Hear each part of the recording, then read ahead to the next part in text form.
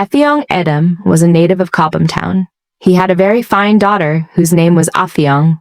All the young men in the country wanted to marry her on account of her beauty, but she refused all offers of marriage in spite of repeated entreaties from her parents, as she was very vain, and said she would only marry the best-looking man in the country, who would have to be young and strong and capable of loving her properly. Most of the men her parents wanted her to marry, although they were rich, were old men and ugly, so the girl continued to disobey her parents, at which they were very much grieved. The skull who lived in the spirit land heard of the beauty of this Calabar virgin and thought he would like to possess her. So he went about amongst his friends and borrowed different parts of the body from them, all of the best. From one he got a good head, another lent him a body, a third gave him strong arms, and a fourth lent him a fine pair of legs. At last he was complete, and was a very perfect specimen of manhood.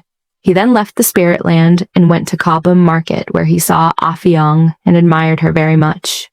About this time, Affiong heard that a very fine man had been seen in the market who was better looking than any of the natives. She therefore went to the market at once, and directly she saw the skull in his borrowed beauty, she fell in love with him and invited him to her house. The skull was delighted and went home with her, and on his arrival was introduced by the girl to her parents, and immediately asked their consent to marry their daughter. At first they refused, as they did not wish her to marry a stranger, but at last they agreed. He lived with Affiong for 2 days in her parents' house, and then said he wished to take his wife back to his country, which was far off. To this the girl readily agreed, as he was such a fine man, but her parents tried to persuade her not to go. However, being very headstrong, she made up her mind to go, and they started off together. After they had been gone a few days, the father consulted his juju man, who by casting lots very soon discovered that his daughter's husband belonged to the spirit land, and that she would surely be killed. They therefore all mourned her as dead.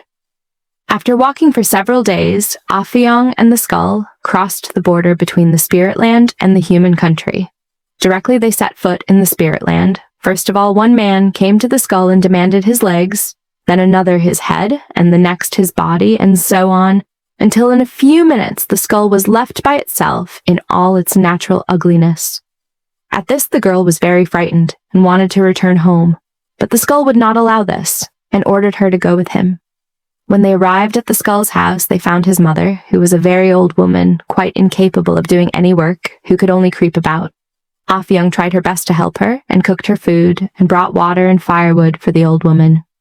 The old creature was very grateful for these attentions, and soon became quite fond of Affiong.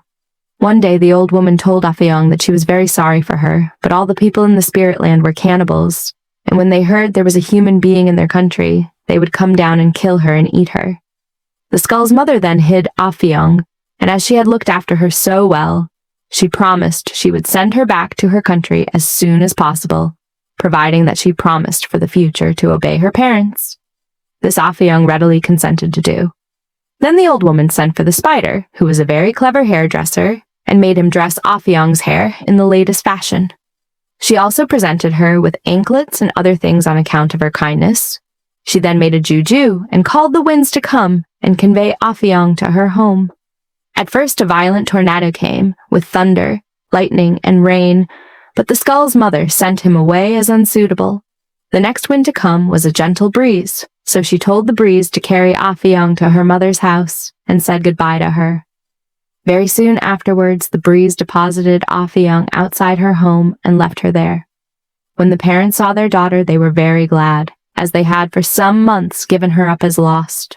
The father spread soft animals' skins on the ground, from where his daughter was standing, all the way to the house, so that her feet should not be soiled. Affiong then walked to the house, and her father called all the young girls who belonged to Affiong's company to come and dance, and the feasting and dancing was kept up for 8 days and nights. When the rejoicing was over, the father reported what had happened to the head chief of the town. The chief then passed a law that parents should never allow their daughters to marry strangers who came from a far country. Then the father told his daughter to marry a friend of his, and she willingly consented. And lived with him for many years, and had many children. They lived happily ever after. What did you learn from this story narration? Please subscribe to this channel, like the video, share, and hit the notification bell for more epic stories. Tell me what you think of this story in the comment section below.